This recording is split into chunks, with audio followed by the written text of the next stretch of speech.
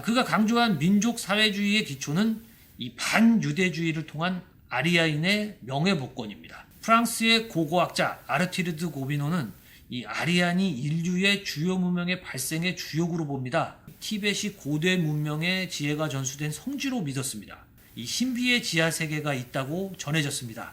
이것이 바로 샴발라 왕국입니다. 이 매우 사악한 주술에 관한 것이었다라고 얘기를 해서 기밀 해제를 거부를 합니다. 히말라야에 가면 닥터 스트레인지가 될 수 있을까요? 이 공개되지 않은 티벳 탐사대의 자료가 정말 궁금해집니다. 안녕하십니까, 로브맨입니다. 자, 오늘은 히틀러와 아리아인의 기원, 이 샴발라 왕국과 티벳의 비밀, 이 주제를 가지고 이야기를 시작해 보겠습니다. 히틀러는 2차 세계대전의 전쟁 주범이자 유대인 학살의 광기의 독재자, 이렇게 알려져 있습니다. 히틀러가 전쟁 중 유대인 홀로코스트의 희생자 수가 600만 명에 이른다고 추산을 하고 있습니다. 왜 히틀러는 유대인을 증오했을까요? 그 원인은 크게 이 두 가지에서 시작이 되었습니다. 이 1918년도에 설립된 이 툴레 협회는 이 바이에른 지방의 보수적인 상류층의 모임이었습니다. 루돌프 헤스, 알프레드 로젠베르크, 이 한스 플랑크, 이 디트리히 에카르트를 중심으로 이들은 이 추후에 나치당의 핵심 인사가 됩니다. 1차 세계대전 이후 이 베르사유 조약을 통해서 패전국 독일, 이 당시에 바이마르 공화국이죠. 이 1320억 골드마르크 근본위 화폐입니다. 당시에 독일의 GDP의 2배에 해당하는 엄청난 전쟁 배상금을 부담을 하게 됩니다. 이후에 독일 국민 대다수가 극빈층의 삶을 사는 비참한 상태에 이릅니다. 이에 에카르트와 이 툴레 협회는 이 유럽의 최강의 산업 국가였던 이 독일의 명예를 되찾고자 합니다. 그래서 나온 개념이 바로 민족 사회주의 혹은 국가 사회주의라고 합니다. 1903년도에 이 러시아에서 처음 출간되었던 이 시온 장로 의정서라는 문서가 있습니다. 의정서의 내용이 유대의 이 거대 자본, 이 로스차일드와 같은 이 특정 유대인을 말합니다. 유대주의 시오니스트를 통한 이 세계 정부 수립 계획을 담고 있습니다. 이 에카르트는 의정서의 내용을 신뢰했습니다. 의정서의 내용 중에 아주 익숙한 슬로건이 있습니다. 목적은 수단을 정당화한다. 의정서의 내용은 유대인 시오니스트를 주체를 빼고 이걸 게르만인으로 바꾸면 이 나치당의 주요 당책이 됩니다. 역사학계에서는 이 시온 장로 의정서가 표절한 위서라고 규정을 하고 있습니다. 이 1934년도부터 35년에 스위스 베른에서 이것을 최초로 유포한 이 영국인이자 이 케이프 식민지의 총리였던 이 세실 로즈를 조사를 해서 이 진위 여부를 판정을 한 적이 있습니다. 그런데 이 표절을 했다는 원본과 그 증거가 발견되지 않았습니다. 에카르트는 유럽을 장악한 유대계의 이 거대 자본, 유대인이 주도하는 이 볼셰비키 공산당 세력이 이 독일 국민을 탄압하고 있다고 주장을 합니다. 그가 강조한 민족 사회주의의 기초는 이 반유대주의를 통한 아리아인의 명예복권입니다. 에카르트가 찾은 독일의 구원자가 바로 뛰어난 연설가, 이 사상가였던 아돌프 히틀러였습니다. 히틀러의 대중연설은 이 압도적인 마성이 있었다고 합니다.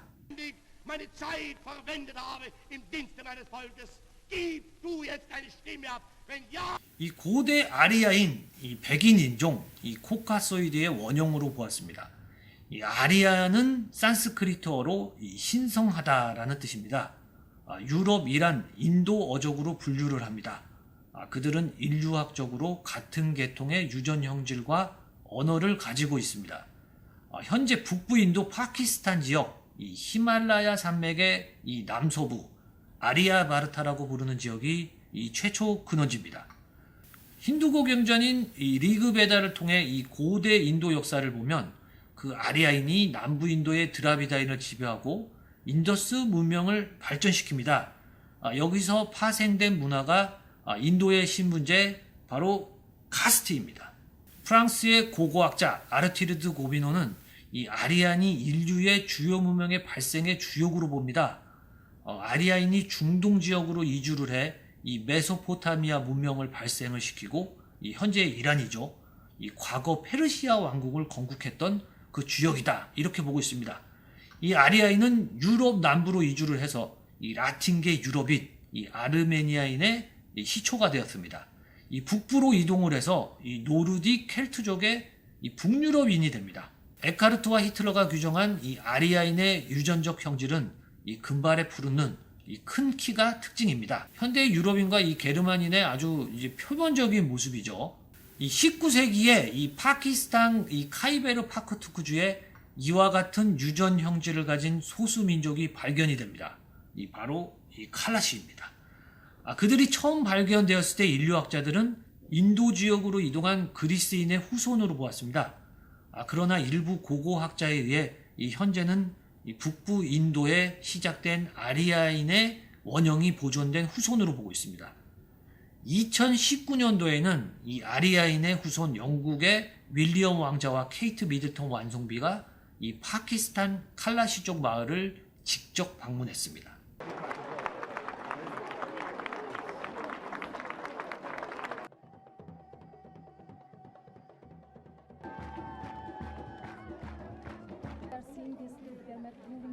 (1919년) 에카르트와 안톤 드렉슬러, 히틀러는 국가사회주의 독일 노동당 NSDAP 이 나치당을 창설합니다. 이 1923년도에 브루가브로이켈라 이 비어가르텐이라고 부르는 이 맥주 연회장에서 열린 이 바이에른 주지사의 집회에서 이 나치당의 히틀러가 이 천정에 권총을 한 발 쏩니다. 전쟁 보상금에 분노한 나치당은 이 당시 이 독일 바이마르 공화국에 반대해 이 위넨 폭동이라고 일컫는 이 정치적 구테타를 일으킵니다. 이 사건으로 히틀러는 정치보험으로 5년형을 선고받고 감옥 생활을 하게 됩니다. 그 시절에 완성된 것이 히틀러의 자서전, 이 나이투쟁 마인 캄프트입니다. Hitlers Putsch zum heldischen Mythos verklärt. 1923 Handeln. Natürlich zum Bürgerbräukeller und Die Landespolizei hat Zeit genug, die Taktik neu zu überdenken.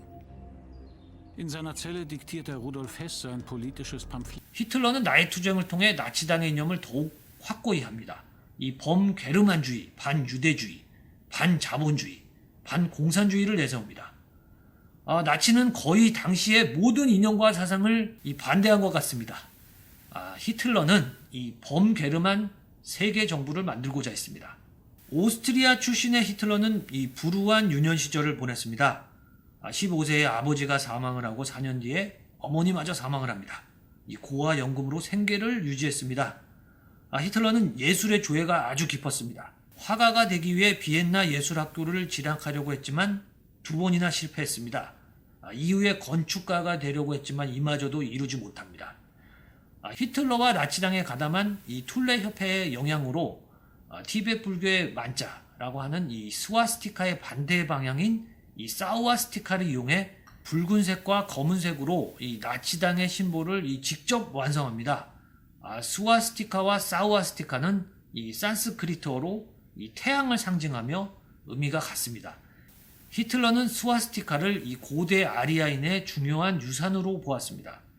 이 많은 종교, 힌두교를 비롯한 자이나교, 불교, 오딘교, 이 세계 각지에서는 이 스와스티카가 우주, 행운, 신성한 의미로 사용이 됩니다.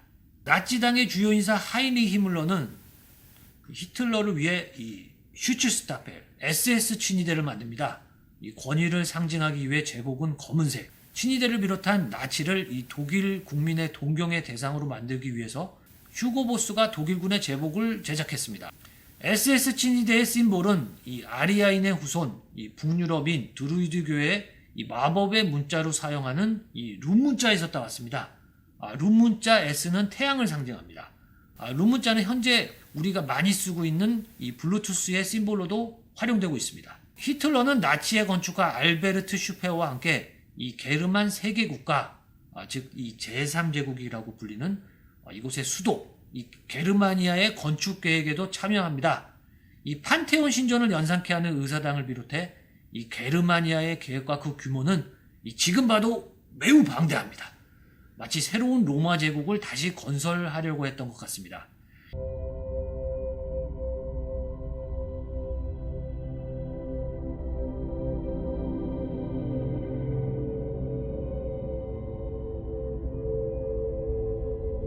이 알베르트 슈페어는 이 나치의 전설적인 누렌베르크 집회의 기획자입니다.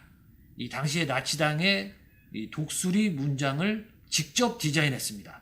이 독수리는 고대 로마 시절에도 쓰인 바가 있습니다.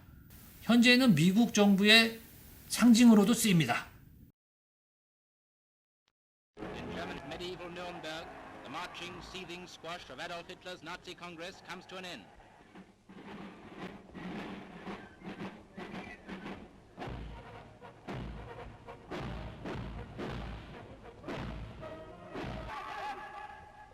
This year they say there are 800,000 pairs of boots standing heel to heel.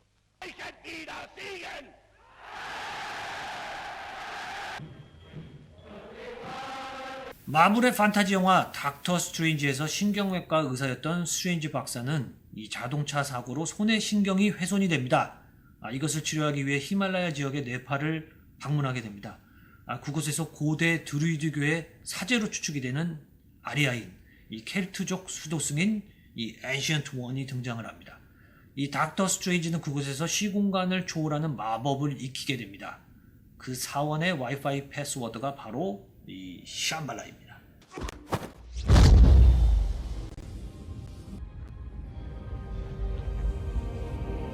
Psilocybin, LSD. It's just tea. To make magic. 과거 유럽인들은 히말라야 동북부 지역인 티벳이 고대 문명의 지혜가 전수된 성지로 믿었습니다. 그 이유가 인류가 대홍수를 겪고 히말라야 산맥을 중심으로 최초의 문명이 파생되었다고 믿었습니다. 19세기 초부터 많은 학자들은 티벳을 연구했습니다. 티벳 불교에서 전승된 이야기가 있습니다. 완전한 왕국, 인간을 벗어난 신인류, 신인계의 능력, 시공간을 제어하고 이 불변하는 물질계의 몸을 가질 수 있는 이 신비의 지하 세계가 있다고 전해졌습니다. 이것이 바로 샴발라 왕국입니다. 이 아가르타 왕국이라고도 불립니다.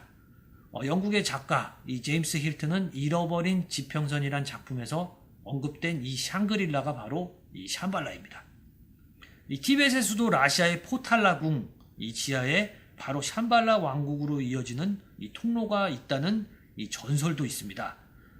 티벳의 많은 라마슨과 수도자들은 이 샴발라 왕국의 존재를 의심하지 않습니다.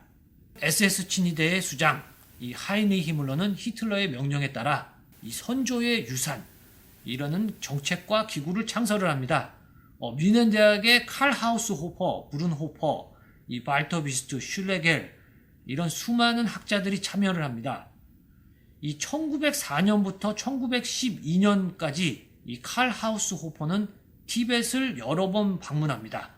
그곳에서 히말라야의 고대 이 봉포 수도원을 직접 발견했습니다.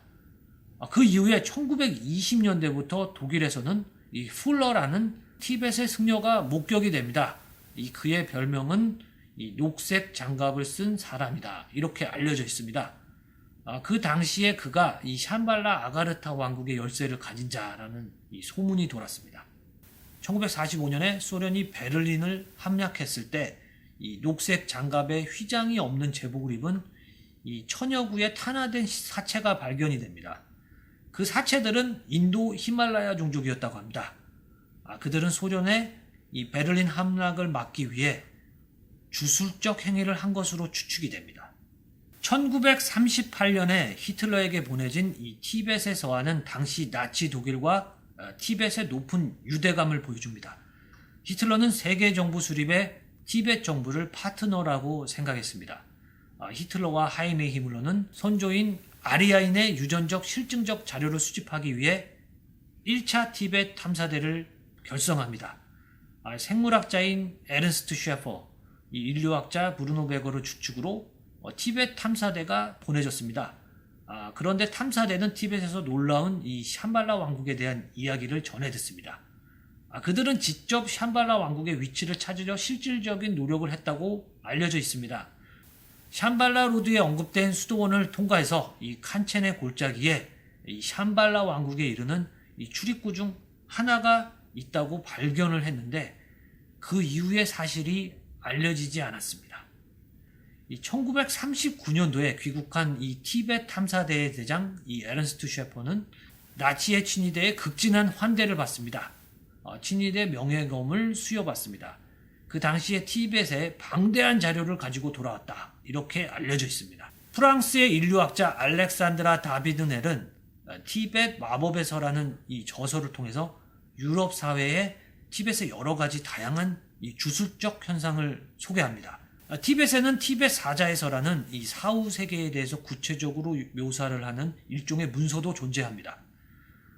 그 중에서는 이 시체를 소생시키는 롤랑이라는 금단의 의식, 이 깨달음을 얻기 위해 악령과 접견을 하는 초드, 룽굼이라는 수행을 통해서 빠른 공간 이동을 하는 것, 혹은 이 영적 텔레파시 등이 이 소개가 되었습니다. 이런 일들은 티벳에서 아주 오랫동안 성행하고 있었는데 이 고립된 티벳이 19세기에 이 서구인들의 탐험을 통해서 이와 같은 사실이 널리 알려지게 된 것입니다. 1943년 나치는 다시 오스트리아 출신의 산악인 이 하인리 할러가 주축이 되는 2차 티벳 탐사대를 보냅니다. 할러와 티벳의 달라이 라마의 망명과 관련된 이야기가 바로 티벳에서의 7년이라는 회고록입니다. 영화로 1997년도에 제작이 되었습니다. 할러가 나치의 친위대 소속이라는 사실은 추후에 밝혀졌습니다. 할러가 마지막 2차 세계대전에 독일의 승기를 잡기 위해서 이 티벳의 비밀에 아주 필사적이었다, 이렇게 알려져 있습니다. 당시의 중요 사료라고 하는 이 나치의 1차 티벳 탐사대의 다큐멘터리는 2차 세계대전 당시 이 화제로 소실이 되었습니다. 이 할러와 나치당이 수집한 이 티벳의 방대한 자료는 영국 정부에 의해서 귀속이 됩니다. 영국 정부는 그 다큐멘터리가 이 봉포사원의 숭배와 이 매우 사악한 주술에 관한 것이었다라고 얘기를 해서 기밀 해제를 거부를 합니다. 그 이후에 독일, 미국, 이 영국의 협정에 의해서 티벳 원정 탐사대의 100년 이후인 2044년까지 이 그와 관련된 모든 자료를 공개하지 않기로 결정을 합니다. 자, 결론은 히틀러와 나치는 이 전쟁의 광기 속에서 고대의 지혜와 티벳의 신비에 지대한 관심이 있었다는 사실입니다. 히말라야에 가면 닥터 스트레인지가 될 수 있을까요? 이 샴발라 왕국은 단순한 서구인들의 판타지의 대상이었을지도 모릅니다. 이 공개되지 않은 티벳 탐사대의 자료가 정말 궁금해집니다. 자, 오늘의 이야기는 여기까지입니다. 자, 구독과 좋아요는 여러분의 자유의지입니다. 감사합니다. 로브맨이었습니다.